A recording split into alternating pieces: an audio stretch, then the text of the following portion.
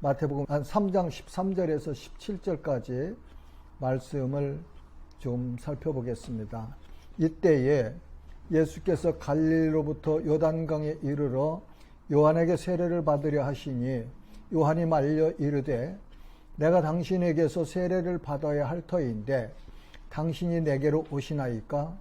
예수께서 대답하여 이르시되 이제 허락하라. 우리가 이와 같이 하여 모든 의를 이루는 것이 합당하니라 하시니 이에 요한이 허락하는지라. 예수께서 세례를 받으시고 곧 물에서 올라오실새 하늘이 열리고 하나님의 성령이 비둘기같이 내려 자기 위에 임하심을 보시더니 하늘로부터 소리가 있어 말씀하시되 이는 내 사랑하는 아들이요 내 기뻐하는 자라 하시니라. 아멘. 예수님께서 갈릴리에서 요단강에 오셨네요. 요단강은 예루살렘 근처에 있는 예수님이 세례받으신 에논이라는 곳이죠. 요단강에서 갈릴리에서 여기까지 오시려면 먼 길이었는데 오셨습니다. 오셔서 세례 요한에게 세례를 받으신 내용입니다. 그런데 여기서 보면 세례 요한이 그 하나님께서 예수 그리스도가 하나님의 아들이시며 하나님의 어린 양이라는 사실을 가르쳐 주신 것 같아요. 왜냐하면은 이 겸손하게 예수님이 세례를 받으러 나오시니까 예수님 어떻게 내가 당신에게 세례를 줍니까? 내가 예수님 당신에게 세례를 받아야 될 사람인데 어떻게 내가 감히 당신에게 세례를 줄 수 있습니까? 겸손함이며 그리고 그리스도를 알게 하신 하나님께서 주신 그 쌓인 지혜, 기록되어진 말씀을 통해서 예수 그리스도를 알아봤죠. 그죠? 그런데 예수님께서 15절에 보니까 예수께서 대답하여 이르시되 이제 허락하라. 우리가 이와 같이 하여 모든 의를 이루는 것이 합당하니라 하시니 이에 요한이 허락하는지라.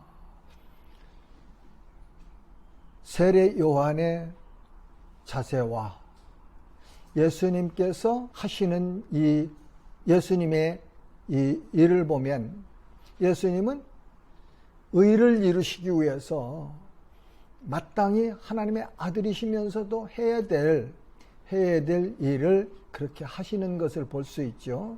그래서 우리도 주님 앞에서 세례 요한처럼 이렇게 겸손하고 주님을 인정하고 섬기는 삶을 살아야 되고 그 다음에는 예수님처럼 모든 의를 이루는 삶을 살아가야 되겠습니다. 교회에서도 질서가 있죠. 세워주신 직분에 따라서 또 의를 이루어가는 그런 하나님의 말씀 따라 살아가는 것, 그것이 필요합니다. 그 다음에 예수님께서 16절에 보면 예수께서 세례를 받으시고 곧 물에서 올라오실새 하늘이 열리고 하나님의 성령이 비둘기같이 내려 자기 위에 임하심을 보시더니 예수님이 세례를 받고 오실 때 하늘문이 열리시고 하늘의 성령이 비둘기같이 내려서 예수님의 임하셨다. 임하셨던 건 거하셨다. 오셨다. 그런 의미잖아요. 성령께서 하늘에서 하늘문이 열리고 성령께서 그렇게 예수님께 오셨죠.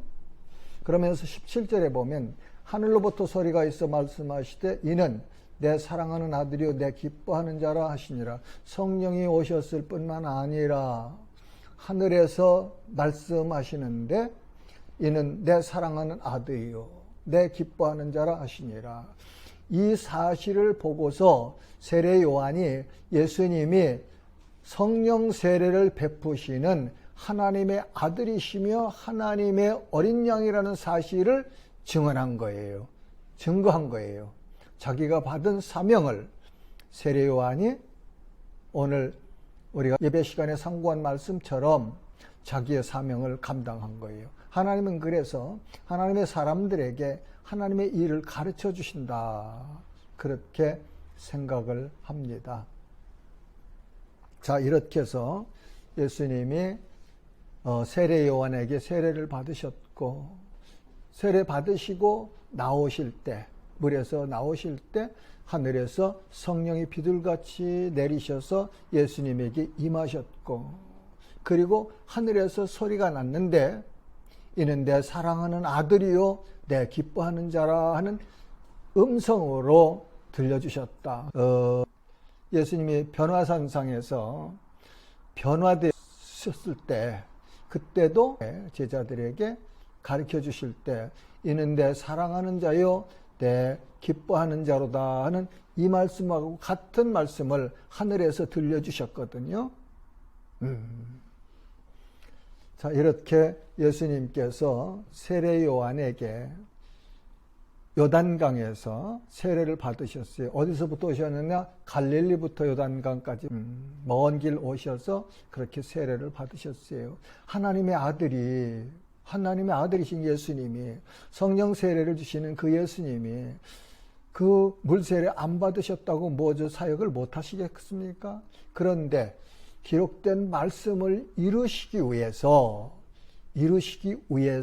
오셔서 세례를 받으시거든요. 그러니까 우리가 믿음의 성장하면 성장할수록 교회 공동체에 덕을 세우는 일을 위해서 겸손하게 그렇게 모든 의를 이루는 것이 맞습니다. 그것이 성경이 우리에게 가르쳐 주시는 말씀이죠.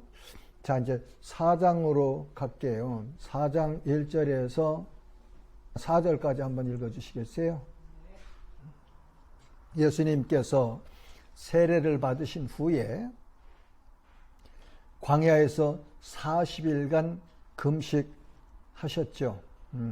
여기 보니까 1절에 보니까 그때에, 아마 이 그때에는 세례를 받으시고 그 다음에 예수님께서 광야에 금식하러 들어가신 그때를 가르쳐 주겠죠. 예수께서 성령에게 이끌려 성령의 인도하심을 받아서 광야로 가시는데, 그 광야로 가신 목적이 뭐냐? 마귀에게 시험을 받으러 가셨다 그러네요. 아무튼 세례를 받으시고 하늘로부터, 하나님으로부터 그렇게 인증을 받으신 후에 성령에 이끌려 마귀에게 시험을 받으러 광야로 가셨다. 그러면서 2절에 보니까 40일을 밤낮으로 금식한 후에 줄이신지라. 성경에 보면요, 모세가 시내산에서 40주야를 먹지도 아니하고 마시지도 아니한 그 2번의 기사가 있었죠. 그리고 엘리야가 어뎀나무 밑에서 이렇게 누워 있을 때 천사가 찾아와서 어루만지고, 그리고 떡과 물병을 가져다 주면서 너 이거 먹고 마셔라. 그래서 먹고 마시고 또 잤어요. 그렇죠? 그러니까 2번째 또 와서 똑같이 그렇게 했다고요. 그래서 힘을 얻어서 40주야를 걸어서 호렙산에 갔다고 그러거든요. 가면서 먹었는지 안 먹었는지 그건 잘 모르겠어요. 아무튼 그런 기록이 있는데, 예수님께서 40일을 밤낮으로 금식한 후에 줄이셨다, 그런 말씀이네요.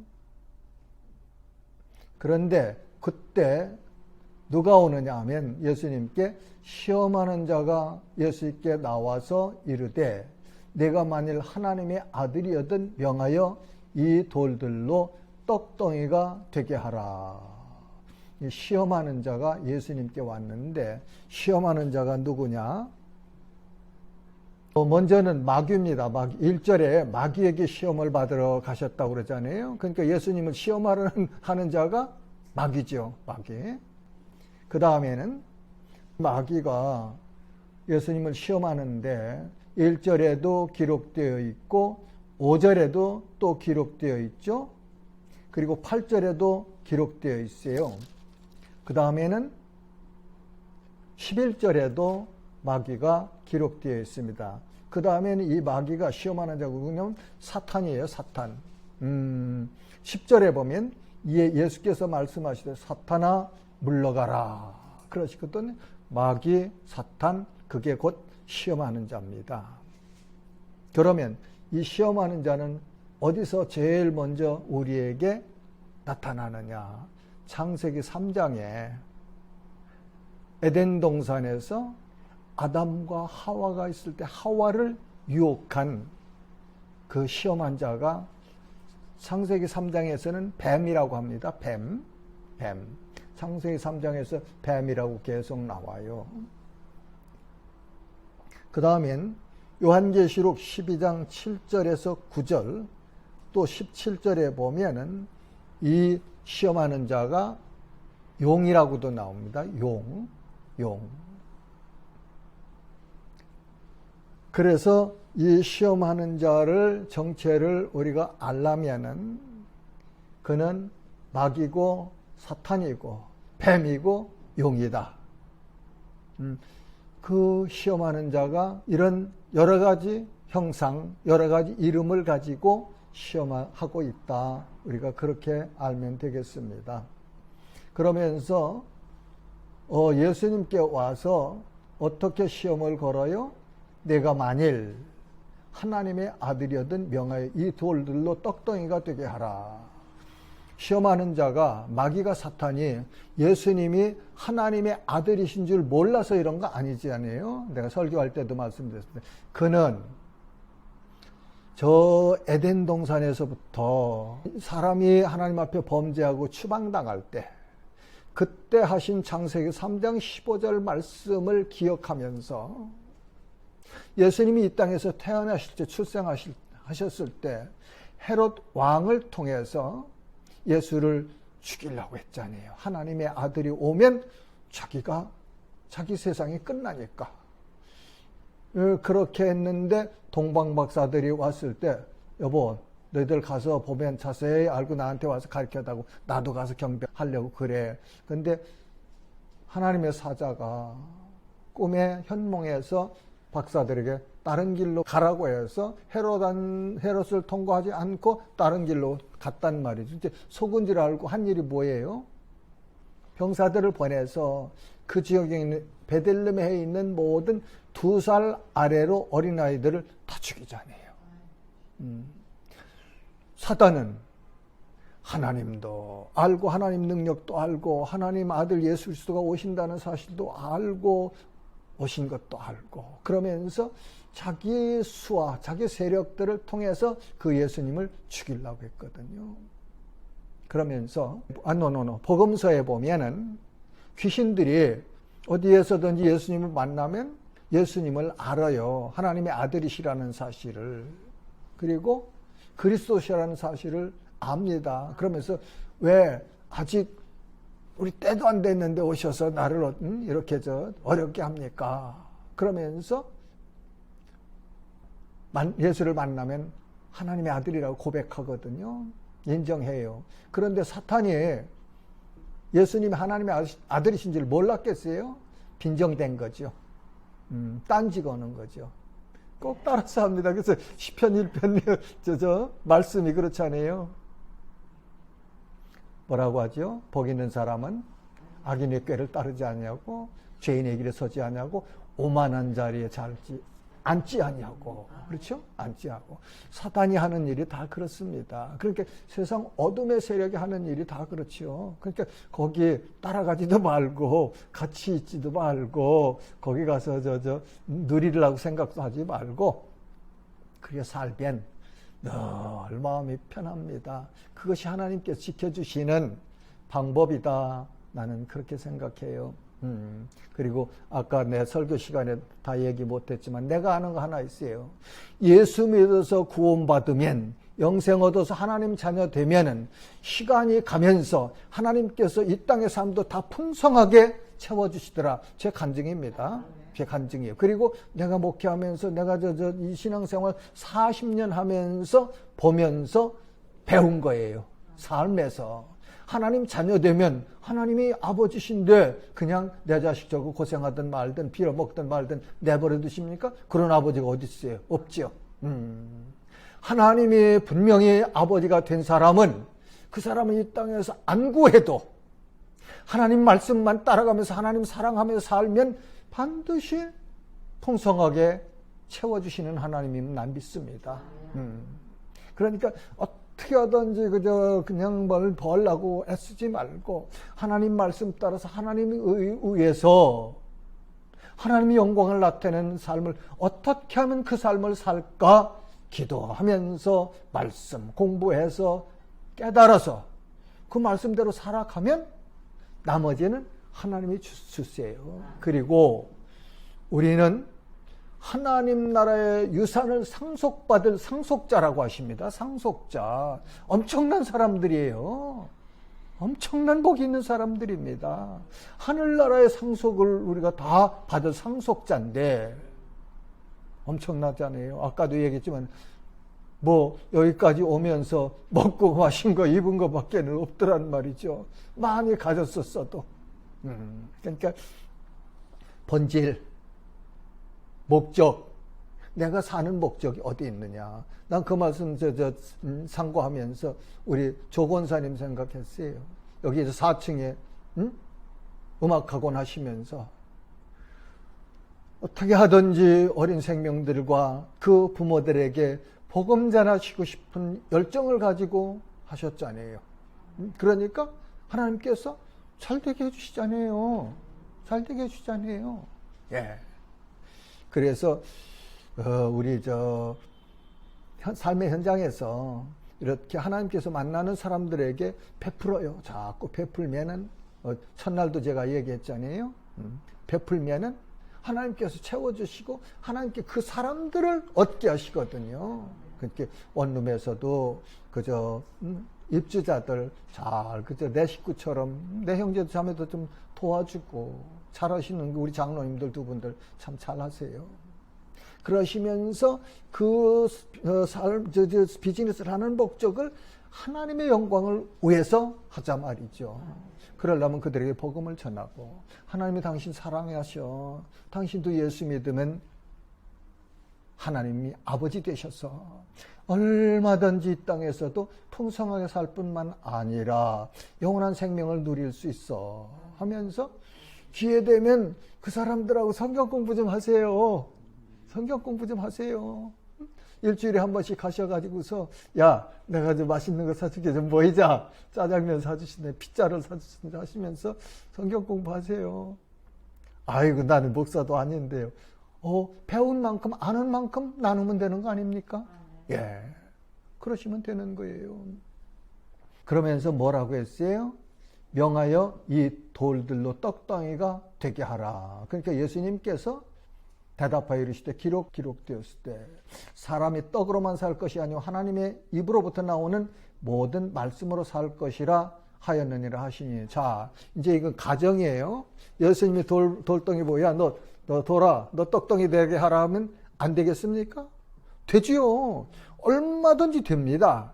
그런데 예수님이 그렇게 안 하시고 시험하는 자가 시험하니까 예수님 말씀으로 야 사람이 떡으로만 사는 것 아니야. 하나님의 입에서 나오는 말씀으로 살리라. 그러니까 말씀으로는 이런 해석을 할 수 있을 것 같아요. 적용을 우리 영혼이 살아가는 양식이에요. 이스라엘이 광야 40년 동안 살 때 새벽마다 만나를 내려주신 그 육신의 양식, 그리고 예수님이 나는 생명의 떡이로다 한 말씀은 영적인 양식이고, 이 광야에서 40년 동안 먹은 양식은 육신의 양식이에요. 그렇죠? 그래서 우리가 이 땅에 살아가려면은 영혼의 양식과 육신의 양식 이 두 가지를 다 같이 누려야 됩니다. 그런데 하나님 밖에 있는 사람들은 이 영혼의 양식을 먹을 수가 없지요. 듣지도 않고 인정하지도 않고 믿지도 않는데 어떻게 먹습니까? 그래서 저는 늘 제가 사모하는 게 많은 사람들이 와서 들으면 좋겠죠. 그러나 귀가 열린 사람, 속 사람의 귀가 있는 사람, 하나님을 사랑하고 하나님의 말씀을 들을 수 있는 사람, 하나님의 사람은 하나님의 말씀을 듣는다고 요한복음에서 예수님이 말씀하시거든요. 이런 사람들로 수가 늘어나야 소망도 있고 능력도 있고 하나님 나라를 확장할 수 있는 그런 공동체가 된다 생각하거든요. 그래서 가르치고 배우고 하나님의 말씀을 전할 때에 성령의 역사하심이 있잖아요. 하나님의 말씀을 공부할 때 성령의 역사하십니다. 복음을 전할 때 성령의 역사하십니다. 안수할 때 성령의 역사하십니다. 기도할 때 성령의 역사하시잖아요. 이건 뭐예요? 다 예수 그리스도께서 가르쳐 주신, 하나님께서 가르쳐 주신 말씀대로 행할 때 성령이 역사하시고 충만하게 역사하시는 거거든요. 그래서 예수님이 그렇게 대답하셨죠. 사람의 떡으로만 살 것이 아니요 하나님의 입으로부터 나오는 모든 말씀으로 살 것이니라. 영혼은 하나님의 말씀으로 살아야 되고 육신은 떡으로 살아야 돼요. 이 두 가지가 다 있어야 되는데 이 두 가지를 하나님 자녀들은 하나님께서 다 주신다고 나는 믿습니다. 네. 세상 사람들은 자기가 해야 돼. 자기가 뭐든. 그러니까 고달픈 거지. 우리는 믿기만 하고 맡기기만 하고 살면 하나님께서 부족함이 없도록 채워주시거든요. 자, 그 다음에는 5절, 6절, 7절 좀 읽어주세요. 이 광야에서 예수님을 마귀가 3번 시험했는데 이제 2번째 시험이네, 그죠? 여기는 명예예요, 명예.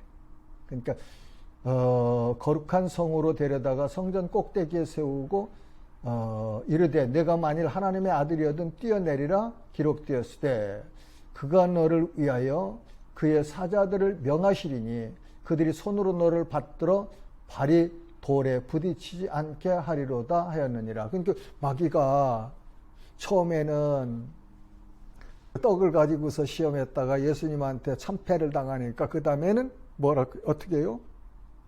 명예를 가지고 시험하는데 하나님의 말씀을 가져다가 시험하네요. 그러니까 말씀을 바르게 해석하지 못하고 바르게 적용하지 못하면 이렇게 시험당할 수도 있다. 그래서 이 말씀을 가르치고 전하는 자들이 늘 깨어있으면서 겸손하게 조심해야 된다 생각해요. 나는 이 세상에 제일 어려운 일이 설교하는 일이라고 생각되고 그래요. 그래서 설교 본문을 잡고 구절을 세우고 그리고 말씀을 이렇게 묵상하면서 어떻게 내가 30분을 설교를 하지? 도저히 설교를 30분을 못 할 것 같아요. 그러면서 개인적으로 인정하는 것은 내가 설교를 잘해서 잘하는 사람 아니니까 해서 하는 거 절대 아니다. 나를 사용하시는 하나님께서 자기 자녀들을 사랑하시기 때문에 그 사랑하는 자녀들에게 바른 양식을 주시고 싶은 것이 아버지의 마음 아니에요. 그 마음을 전하는 종들도 가지고 있을 때 말씀을 아버지의 마음을 가지고 해석하고 가르쳐 주려고 애쓸 때 그래서 하나님이 사용해 하셔서 혹시라도 은혜 받는 분들이 있다. 나는 그렇게 인정을 해요. 그렇게 인정합니다. 그러니까 하나님은 우리 모두를 사랑하시면서 각자 이 맡은 사명 따라서 사용하시면서 자기 백성들, 자기 자녀들, 공동체를 이렇게 지켜주신다. 은혜를 주신다. 난 그렇게 생각합니다. 그래서 성경을 이 맡은 자들이 참 많이 하나님 앞에서 경성하고 겸비하고 그리고 집중해서 읽으면서 성경을 해석할 때 하나님의 뜻을 우리가 알아야 되는 거 아니에요? 하나님의 마음으로 이 성경을 왜? 하나님의 말씀이니까 이해를 해야 정확하게 하나님이 우리 성도들에게 들려주시기 원하는 말씀을 전할 수가 있죠. 그러니까 이 말씀 맡은 자들이 참 많이 기도해도 그리고 교회도 말씀 맡은 자들을 위해서 많이 기도하셔야 됩니다. 왜? 내가 은혜를 받아야 되니까. 말씀, 그러니까 전하는 자를 통해서 내가 은혜를 받아야 되지 않겠어요? 그래서 될 수만 있으면 말씀 전하는 자들을 이렇게 풀타임으로 그렇게 기도하고 말씀 연구하는데, 전하는데 전념할 수 있도록 해주면 참 좋습니다. 그래서 이 깨달은 분들이 이런 일을 위해서 헌신하시고 협력하셔야 됩니다. 그게 주님 나라 섬기는 자의 마땅한 자세 아닐까요? 그 다음에 예수님께서 주 너의 하나님을 시험하지 말라 하시네요. 첫 번째 시험에서는 하나님의 입으로부터 나오는 모든 말씀으로 살 것이라 하시고, 두 번째는 주 너의 하나님을 시험하지 말라 하였느니라. 8절부터 11절까지 읽어주세요. 세 번째 시험을 거네요. 그렇죠? 그 다음에 그거는 권세를 가지고 예수님을 시험해요. 그러니까 예수님께서 마귀를 물리치신 내용이 이 안에 있어요. 10절에 보면 예수님께서 말씀하실 때 사탄아 물러가라. 사탄아 물러가라. 자, 그렇게 해서 이제 예수님 말씀하시기를 주 너의 하나님께 경배하고 다만 그를 섬기라 하였느니라. 그렇게 하니까, 예수님께 하시니까 이에 마귀는 예수를 떠나고 누구들이 와요? 천사들이 나와서 수종드니라. 이렇게 해서 예수님께서 광야에서 40일 금식하시고 줄이신 후에 시험 받으실 때 이기신, 승리하신 내용이 기록되어 있습니다. 자, 그러면 그 예수님을 시험했던 사단이, 시험하는 자가 지금 누구를 시험해요? 하나님의 백성인 성도들을 시험합니다. 이 예수 안 믿는 사람들이야, 세상 사람들이야, 세상 사람들이에요. 그 사람들이, 그 사람들은 시험할 이유가 없잖아요. 자기 수하에 있는데, 하나님 백성인, 하나님 자녀인 성도들을 시험합니다. 자, 그러면은 고린도전서 10장 13절은 누가 한번 찾아서 읽어주시겠어요?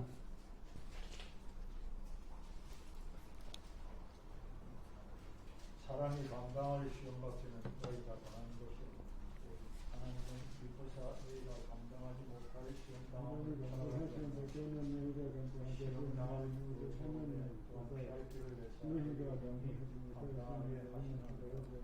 아멘. 여기서 우리가 성도들이 시험을 당해요. 그런데 지켜주시는 능력 있으신 분이 계시죠. 누구예요? 우리 아버지 하나님. 하나님께서 성도들을 지켜주신다는 말이죠. 그래서 시험하는 자가 시험 걸면 이길 수 있는 시험만 허락한답니다. 그리고 이기지 감당하지 못할 시험 당할 땐 피할 길을 내사 보호해 주시잖아요. 보호해 주시잖아요. 이사야서에 가서 보세요. 그 약속에 하나님이 우리의 이름을 자기 손바닥에다 쓰셨다 그래요. 너를 낳은 엄마는 너 이름을 잃어버릴 수도 있지만 나는 내 이름을 잃어버리지 않는다고 하시거든요. 그리고 암탉이 병아리를 날개 아래 모음같이 내가 너희를 모으려고 한 일이 몇 번이더냐. 하나님 우리를 그렇게 사랑하시고 그렇게 지켜주시거든요. 그러니까 시험 받을 수 있어요. 근데 우리는 다 이겨요. 그리고 감당 못할 시험은 하나님이 허락을 안 하신대요. 자, 그러면은 우리가 예수님께서 지금 마귀가 시험할 때 세 번째 시험에 사탄아 물러가라고 하셨잖아요. 우리도 예수 그리스도 이름으로 마귀를, 사탄을, 귀신을 명령하면 물러가요. 내가 하나님의 자녀이면 내가 기도 많이 했으면 능력이 많아서 그거 아니고 내 안에 거주하신 나와 함께 하시는 예수의 영이신 성령의 능력이 역사하심으로 물러가는 거예요. 네. 예수님은 세상을 이기신 분이시죠. 요한복음 16장 33절 누가 한번 읽어보세요. 이것을 너희에게 이르는 것은 너희로 내 안에서 평안을 누리게 하려 함이라. 세상에서는 너희가 환난을 당하나 담대하라. 내가 세상을 이기었노라. 아멘. 세상을 이기신 예수님. 이 세상은 말하자면 세상의 왕인 사탄의 세력을 이기셨다. 그런 말씀으로 우리가 해석할 수 있어요. 그래서 그 이기신 승리자이신 예수 이름 권세로 우리가 시험할 때 시험하는 자를 명령하면은 물러간다 그런 말이에요. 자, 그 다음에는 야고보서 1장 12절에서 15절 한번 읽어주세요. 시험을 참는 자는 복이 있나니 이는 시련을 견디어낸 자가 주께서 자기를 사랑하는 자들에게 약속하신 생명의 면류관을 얻을 것이기 때문이라. 사람이 시험을 받을 때에 내가 하나님께 시험을 받는다 하지 말지니 하나님은 악에게 시험을 받지도 아니하시고 친히 아무도 시험하지 아니하시느니라. 오직 각 사람이 시험을 받는 것은 자기 욕심에 끌려 유혹됨이니 욕심이 잉태한즉 죄를 낳고 죄가 장성한즉 사망을 낳느니라. 아멘. 하나님은 누구에게 시험을 받으시는 분도 아니시고 누구를 시험하는 분도 아니시다. 그런 말씀이에요. 그러니까 우리 아버지가 내가 예수 믿어서 내 아버지가 되신 하나님은 어떤 세력에게도 시험을 받으시는 분이 아니시고 그리고 그 누구도 시험하시는 분이 아니시다. 왜? 진리시니까, 생명이시니까, 사랑이시니까. 그럼 누가 시험하는데? 시험하는 자 마귀란 말이죠. 마귀. 하나님을 대적하는 마귀. 창세기 3장 5절과 6절을 제가 한번 읽어볼게요. 너희가 그것을 먹는 날엔 너희 눈이 밝아져 하나님과 같이 되어 선악을 알 줄 하나님이 아심이니라. 여자가 그 나무를 본즉 먹음직도 하고 보암직도 하고 지혜롭게 할 만큼 탐스럽기도 한 나무인지라. 여자가 그 열매를 따먹고 자기와 함께 있는 남편에게도 주매 그도 먹은지라. 자, 시험하는 자가 여자를 시험했어요. 그렇죠? 그런데 여자가 왜 따먹었습니까? 하나님처럼 되려고. 그게 욕심이잖아요. 욕심. 그래서 아까 야고보서에서 야고보가 뭐라고 그래요? 욕심이 잉태한 즉 죄를 낳고 죄가 장성한 즉 사망을 낳느니라. 그러니까 지나친 욕심 버려. 골로새서에도 보면은, 서신서에도 보면 지나친 욕심은 우상숭배니라 그러신다고요. 그러니까 그럼 목사님 욕심 하나도 없이 살아야 됩니까? 여러분들이 각자 대답은 구하세요. 하나님은 하나님께 모든 것 맡기고 하나님 믿고 그렇게 살아라. 열심히 일하되 정직하게 일하고 하나님이 영광을 받으시는 그런 방법, 그런 일을 하고 열심히 하면 나머지는 하나님이 다 채워주십니다. 제가 배운 성경은 그래요. 자, 그러면서 잠언 4장 23절 말씀 한번 읽어주세요. 모든 지킬 만한 것 중에 더욱 내 마음을 지키라. 생명의 근원이 이에서 나느니라. 아멘. 모든 지킬 만한 것 중에 내 마음을 지키라. 왜요? 생명의 근원이 이에서 남이니라. 에덴 동산에서 여자가 시험하는 자가 시험할 때 마음을 못 지켜서 욕심을 내어서 죄를 잉태했고 죄가 사망을 낳다. 그러니까 내 마음 지켜라. 그런 말이에요. 내 마음 지켜라. 그래서 그런 말을 하지요. 사람들은 하나님 앞에 하나님 내가 이것도 드리고 저것도 드리고 저것도 드립니다. 그런데 하나님은 아니야. 그런 거 다 내 거야. 내 건데 네가 맡긴 거야. 그거 조금 돌리는 것밖에 아니야. 내가 원하는 건 내 마음 원해. 내 마음. 내 마음 나에게 다고.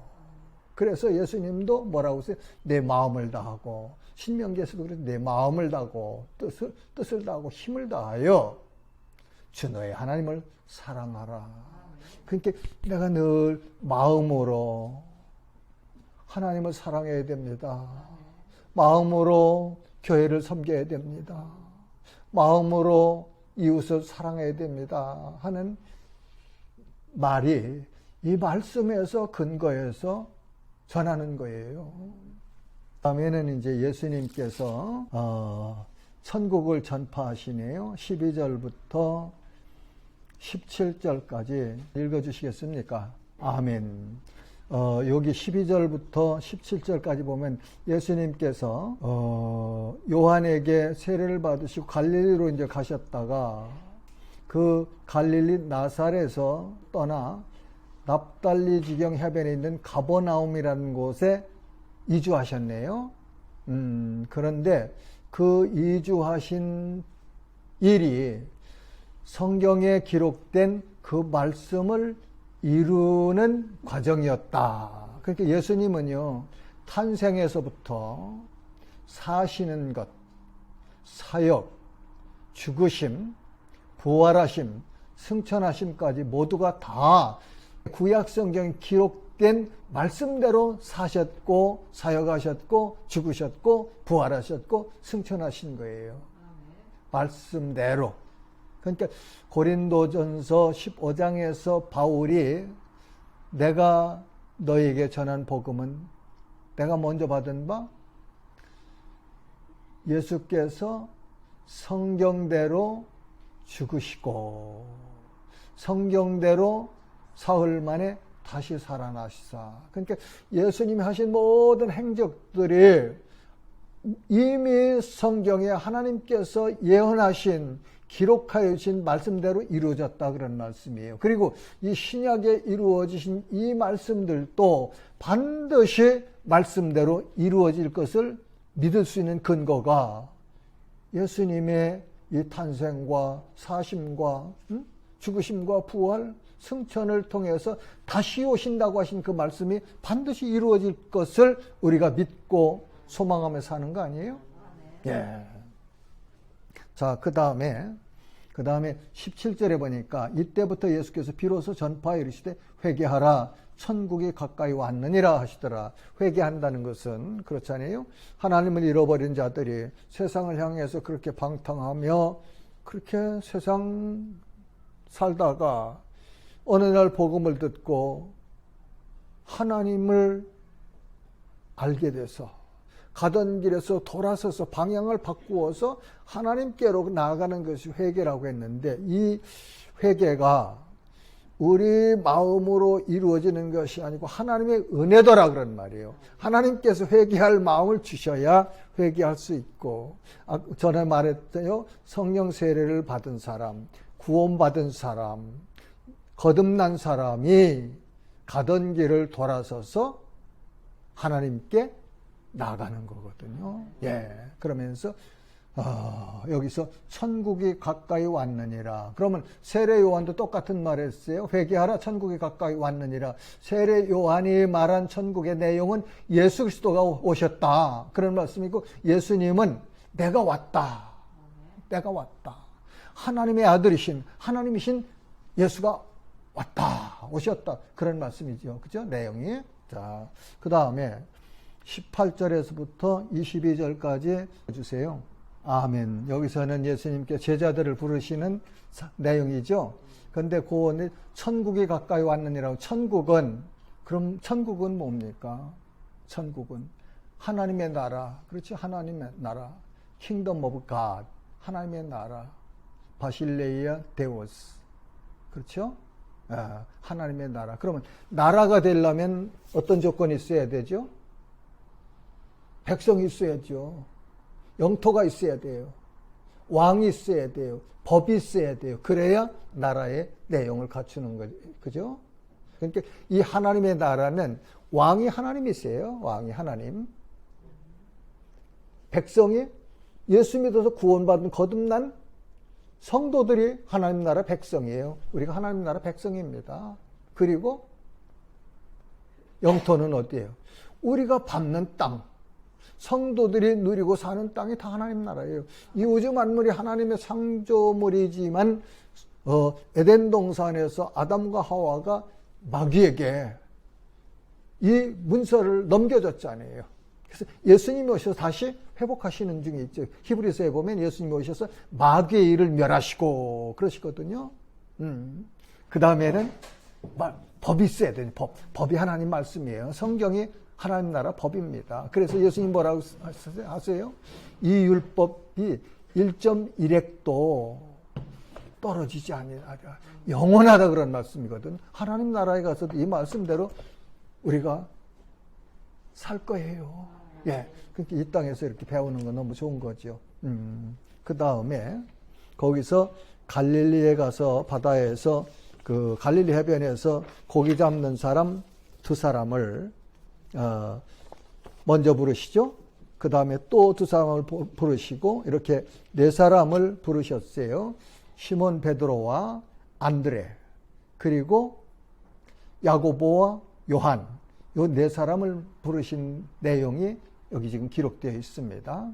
그러면서 예수님께서 그 12제자를 사도들을 삼으시고 부르신 데는 각 업비 다른 사람들을 부르셔서 나를 따라오너라 그러시면서 뭐라고 했어요? 이제후로는 내가 사람 낳는 어부가 되게 하리라. 그러니까 하나님 나라를 확장해 나가는 하나님 나라 백성들을 세워가는 확장해 나가는 그런 사역을 맡겨주신 거죠. 네. 자, 그 다음에 23절부터 25절까지 읽어주세요. 아멘. 여기는 예수님께서 하신 사역을 종합적으로 정리해서 3가지 예수님이 하신 사역을 내용을 정리해 줬죠. 회당에서 가르치시며 성경을 가르쳐 주셨죠. 천국 복음을 전파하시며 복음을 전파하시고 그 다음에 모든 백성 중에 모든 병과 모든 약한 것을 고치시는 일을 하셨어요. 그러니까 가르침, 티칭, 천국 복음 전파, 프리칭, 그리고 병든 자들을 약한 자들을 고쳐주신 힐링, 이 3가지 사역을 예수님께서 하셨다. 가르치시고 복음 전파하시고 병든 자들을 고쳐주셨다. 그러니까 25절에 보니까 갈릴리와 데가볼리와 예루살렘과 유다와 요단강 건너편에서 수많은 무리가 따르니라. 오늘날도 전 세계에서 이 복음을 듣고 하나님께서 구원하시기로 작정한 자들이 하나님 앞에 나오지요. 근데 이 수많은 무리들이 다 예수님 제자였느냐? 그건 아니었단 말이죠. 그렇죠? 보이는 것, 이적, 그거를 보면서 따라왔는데 실제 이 안에 하나님께서 택하신 자들, 하나님께서 구원하신 자들, 하나님께서 자녀로 삼으신 자들은 누구냐? 창세 이전에 하나님께서 작정하신 자들이라고 에베소서에 말씀하시죠. 그리고 예수 그리스도의 생명책에 그 이름이 기록된 자들, 하나님의 생명책에 그 이름이 기록된 자들이 믿는 사람들이 됐단 말이죠.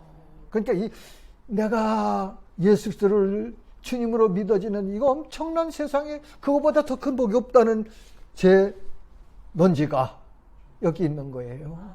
왜냐하면 하나님께서 창세 이전에 내 이름을 아시고 택하셔서 자기 생명책에 기록하시고 때가 돼서 예수 그리스도의 복음을 듣고 믿게 하셔서 회개하고 하나님의 자녀가 되는 복을 주셨으니 이거보다 더 큰 복이 어디 있느냐 말이죠.